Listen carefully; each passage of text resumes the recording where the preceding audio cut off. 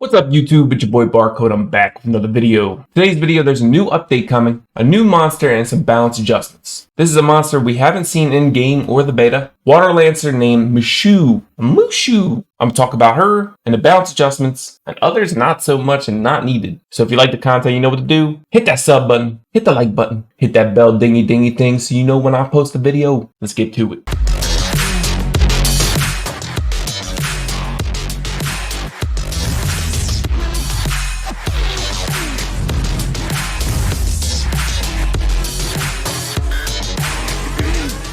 Alright, let's get right to the nitty gritty. Mushu, a new monster, 3 mana cost, hero rarity, and I definitely think that she could be useful. I'll talk about a couple different things about her, but let's get right into her. That sounded weird. Alright, Mushu's skill charges towards the front enemy and grants beneficial effect block. The damage increases as there's more harmful effects. If the enemy gets defeated, the harmful effects granted on the enemy will be spread to all enemies upon the final blow. There's a lot of abilities and spells that cannot be used or spread. That includes Blood Ring, Chain of Despair, Eternal Flame, Peace Sign, Spread Damage, and Curse of Indolence. It doesn't say stun or freeze, which could be really useful. It also doesn't state how fast the animation skill is. If the skill is as fast as Yen or Ragdoll or Rakuni, she could be really good. I think it also depends on how many hits it takes for the spread to go off. If it's one single hit, like a Lance, that could be really good as well. If it's multiple hits and the spread doesn't go off till after all the hits went off, then I feel like she could be lackluster.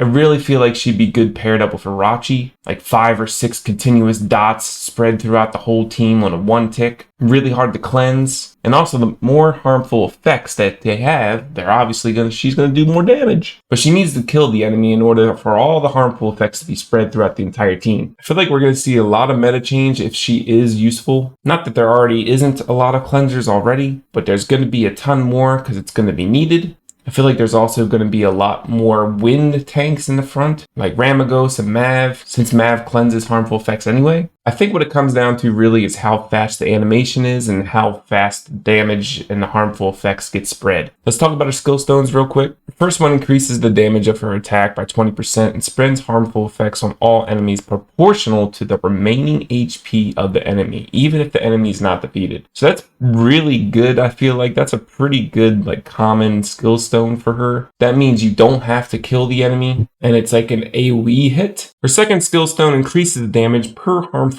effect. So her second skill stone is really just to make sure you kill that enemy so that all the harmful effects get spread throughout the entire team. The third one increases the beneficial effect block duration by 3 seconds. If that's her hero stone, I'd rather go with the first two, but I assume if you apply a beneficial effect with her skill and kill the enemy, the beneficial effect block spreads through the whole enemy team. So if that's the case, that could be pretty good, but then you're losing damage out if you use that skill stone over her second. Not only is this good for Irachi, but you could really use her with like a Finn. If he gets the continuous damage off and the freeze, then you could spread the freeze. It doesn't say it doesn't exclude freeze, so you could literally freeze the whole enemy team, but then you're also bringing another water nuker, Mushu, so you have 2 single target water nukers. This also doesn't say Ragdoll's Dragon's Eye, and if that's the case, that could be super good.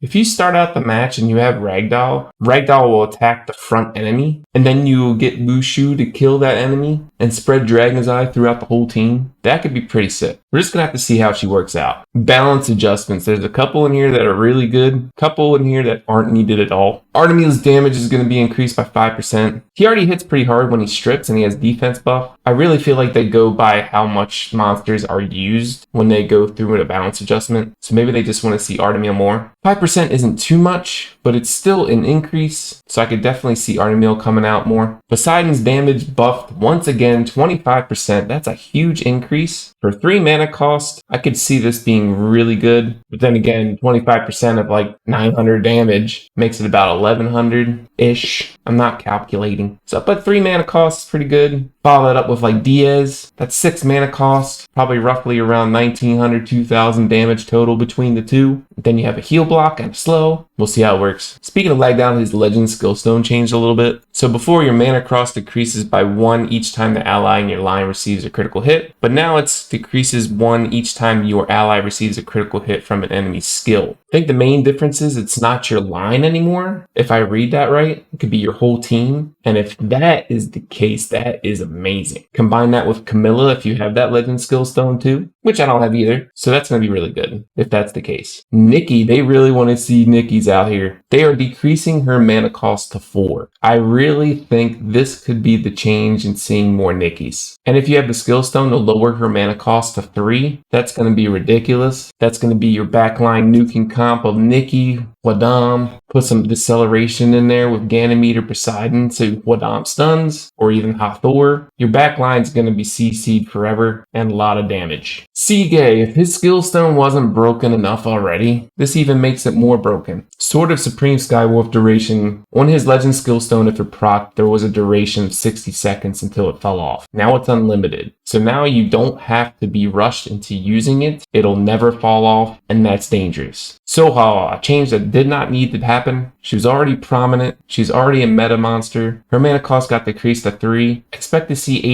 80-85% Soha users on the enemy team. Lapis' skill stone changed as well. It changed so that the skill damage is dealt after removing beneficial effects. So that's a buff for Lapis extremely. It also decreases the mana recovery rate for each enemy whose effect is removed. And Ramagos' clean shot is 10%. You're going to see a lot more Ramagos, especially if this Mushu is really good. The only other fixes that are coming up right now is in Perfect Revival. The Revival HP is 5% more, and some stats for Poseidon has changed. His attack lowered, probably because of the 25% buff. And Copper's base defense went up a little bit, so that's a buff for him. So am I going to summon for Mushu? Probably. I thought about waiting because I don't see with my current team right now how Mushu would benefit it. But who knows, I may change my team around. But I'm at 335 books, 11 ancient summons, and 5 of the element summons for each element. And after I summon all that, I have 10,000 glory summons at the 5k rate. So I may bust out a summoning session, not only for Mushu, but for everything else. So that's it for today's video. Just want to give a quick update of this monster that's coming out today, tonight, and let me know if you're going to summon for. But if you like this content, you know what to do. Sub, like, dingy bell. See you in the next. Peace.